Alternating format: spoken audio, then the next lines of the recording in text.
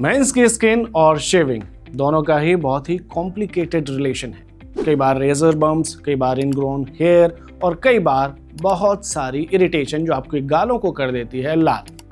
कई बार तो ये लगता है कि आज शेविंग छोड़कर ट्रिमिंग ही कर लेते हैं, लेकिन बात बनती नहीं है।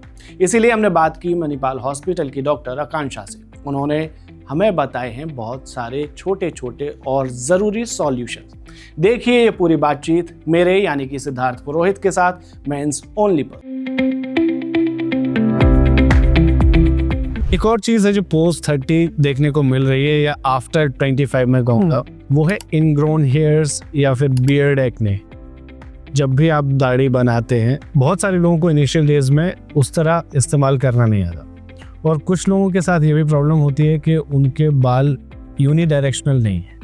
कुछ बाल एक साइड से इधर आ रहे हैं तो कुछ ऊपर की साइड जा रहे हैं। तो जो यूनिडायरेक्शनलनेस नहीं है आप बियर्ड में, क्या उसको ठीक किया जा सकता है? और अगर नहीं किया जा सकता तो फिर रेजर वो है, उसको कैसे यूज कर सकते हैं? ठीक, सबसे पहले ingrown here is not age related. It depends कि आपने किस एज पे शेविंग करना शुरू किया। ठीक है। सेकेंड थिंग, हमारा बियर्ड हेयर जो भी मेल्स का होता है, in the upper area it is in lower direction, downward facing hair आता है। In this area it is going upwards. Accordingly हमें अपना जो शेविंग ब्लेड है वो यूज़ करना होता है। अगर ऐसा है तो आपको ऐसे ही करना पड़ेगा। आप अगेंस्ट द डायरेक्शन करेंगे तो इनग्रोन हेयर होगा।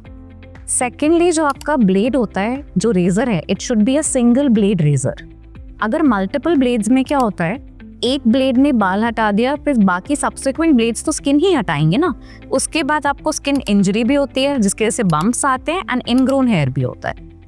थर्ड थिंग है कि आपको अपना जो स्किन है वो सॉफ्ट रखना है, आपका जो हेयर है वो भी सॉफ्ट रखना है। तो हम कहते हैं जिन लोगों को बम्प्स ज़्यादा आते हैं या कट्स होते हैं या इनग्रोन हेयर हो रहा है, उनको मॉइस्चराइजेशन करनी है for 10 minutes before they start shaving. फिर शेविंग करनी है in the direction of hair growth, and जब उनकी शेविंग हो जाए तो अगेन एक मॉइस्चराइज़र उनको लगाना है ताकि वो एरिया काम रहे। अगर आपको शेविंग के बाद कोई भी कट्स हुए हैं तो आपको उसके एंटीबायोटिक ऑइंटमेंट तभी यूज़ करना है ताकि वो एक जख्म ना बनाए, क्योंकि नेक्स्ट टाइम जब आप शेव करोगे फिर वो जख्म आप ही उसको शेव ऑफ करके एक बड़ी प्रॉब्लम क्रिएट कर। इसमें आपने एक चीज़ और कही है कि मल्टी ब्लेड वाला रेजर यूज़ ना करें, जबकि कई सारे ब्रांड हैं, बहुत सारी रिसर्च के बाद वो ट्रिपल ब्लेड वाला रेजर या फिर डबल ब्लेड वाला रेजर यूज़ करते हैं। यही प्रॉब्लम है कि टेक्नोलॉजी एंड साइंस साथ में नहीं चलती हमेशा। आपको भले ही लग रहा हो कि उन्होंने ट्रिपल से 4 टाइम्स कर दिया हो या डबल कर दिया हो, but it is not good for the skin.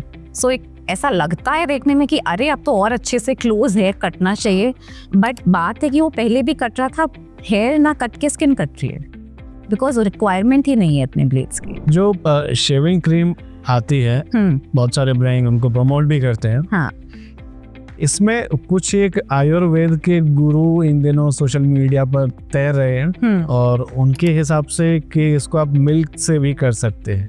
Milk से आपकी जो बियर्ड है वो सॉफ्ट हो जाएगी और उसके बाद आप इजीली शेव कर सकते हैं। Is that possible?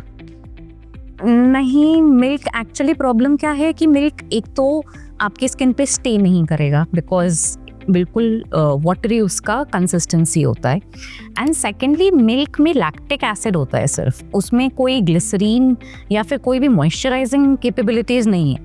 हमें मॉइस्चराइज करके स्किन और हेयर दोनों को सॉफ्ट करना है, विच इज़ नॉट समथिंग हम एक्सपेक्ट कर रहे हैं कि मिल्क करेगा। और शेव के बाद आफ्टर शेव या फिटकरी यूज़ करना, ये कितना ज़रूरी है या है भी या नहीं? एक्चुअली इंडिया में ये बहुत कॉमन प्रैक्टिस है फिटकरी एलम यूज़ करना, एंड स्मॉल क्वांटिटीज़ में ये वर्क भी करता है, बट इट इज़ इम्पॉर्टेंट कि आप जो फिटकरी यूज़ कर रहे हैं उसका कॉन्सेंट्रेशन लो हो, वरना हाई कॉन्सेंट्रेशन में और या फिर अगर आपने ज़्यादा देर वो अप्लाई कर दिया तो आपका स्किन बर्न हो जाता है।